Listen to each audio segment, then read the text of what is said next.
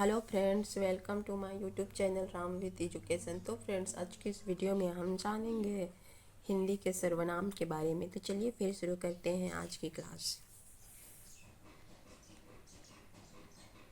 संज्ञा के स्थान पर प्रयुक्त होने वाले शब्द सर्वनाम कहलाते हैं। जैसे मैं, तू, आप या वह, जो, सो, कौन, कोई और कुछ आदि। सर्वनाम के भेद 6 हैं। पहला है पुरुषवाचक सर्वनाम, दूसरा है निश्चयवाचक सर्वनाम, तीसरा है संबंधवाचक सर्वनाम, चौथा है अनिश्चयवाचक सर्वनाम, पांचवा है प्रश्नवाचक सर्वनाम, छठा है निजवाचक सर्वनाम।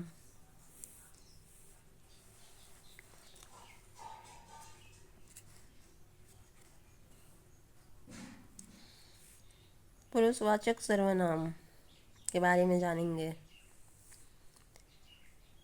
जिन सर्वनाम शब्दों का प्रयोग वक्ता द्वारा खुद के लिए या दूसरों के लिए किया जाता है उसे पुरुषवाचक सर्वनाम कहते हैं।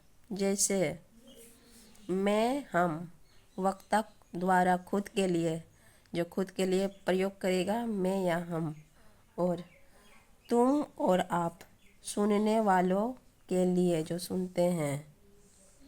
वह या ये वे, किसी और के बारे में बात करने के लिए।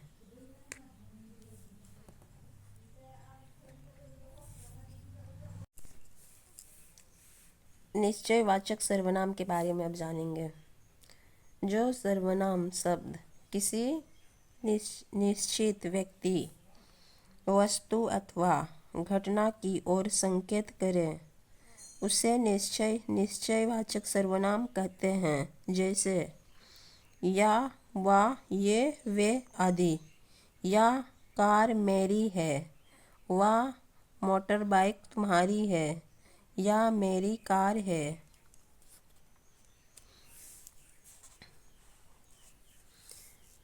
वे फल उधार वे फल उधर रख दो। तो फ्रेंड्स,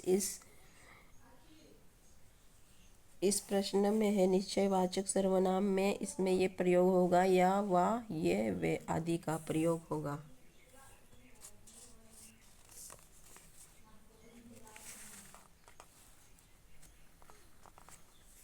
अब जानेंगे अनिश्चयवाचक सर्वनाम के बारे में। जिन सर्वनाम शब्द से वस्तु, व्यक्ति, स्थान आदि की निश्चितता का बोध नहीं होता वे अनिश्चयवाचक सर्वनाम कहलाते हैं। इस सर्वनाम के अंतर्गत कोई या कुछ आते हैं।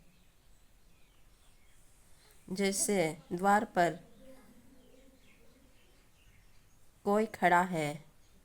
द्वार पर कोई खड़ा है, कौन खड़ा है इसके बारे में तो हमको जानकारी नहीं है, पूरा निश्चित नहीं बता पा रहे, इसलिए इसका अनिश्चयवाचक सर्वनाम होगा।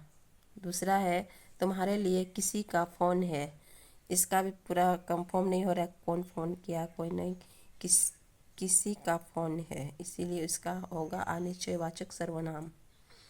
दूध में कुछ गिर गया, उसका पूरा पता नहीं चल पा रहा है, इसीलिए ये भी अनिश्चयवाचक सर्वनाम है।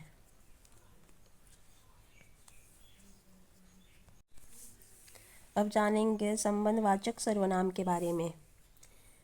जिन सर्वनाम शब्दों का प्रयोग किसी वस्तु या व्यक्ति का संबंध बताने के लिए किया जाए वे शब्द संबंधवाचक सर्वनाम कहलाते हैं।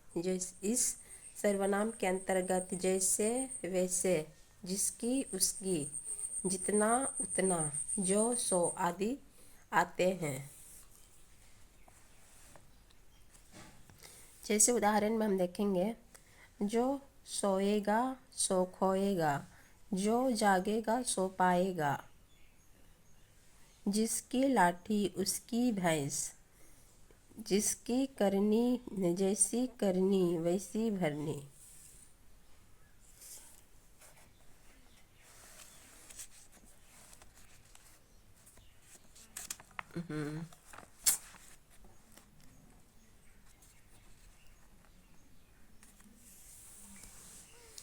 अब जानेंगे प्रश्नवाचक सर्वनाम के बारे में।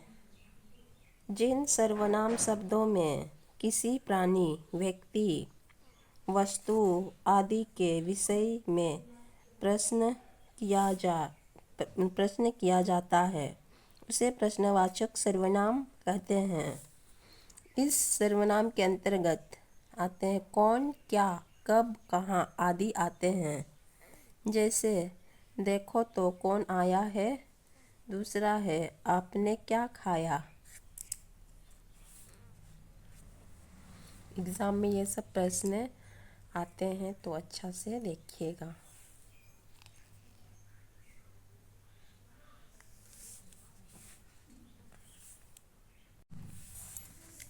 निजवाचक सर्वनाम के बारे में हम जानेंगे। जो सर्वनाम कर्ता के साथ अपनत्व दर्शाने के लिए किया जाते हैं उन्हें निजवाचक सर्वनाम कहते हैं। इस सर्वनाम के अंतर्गत स्वयं, खुद, अपने आप इत्यादि आते हैं। जैसे मैं अपने कपड़े स्वयं धो लूँगा, उसका मैं वहाँ अपने आप चला जाऊँगा। निज का मतलब अपने आप, अपने मतलब स्वयं के बारे में, खुद अपने आप के बारे में है। तो चलिए इस वीडियो यहीं पे समाप्त होता है। तो और भी इस तरह की वीडियो लेकर आऊँगी।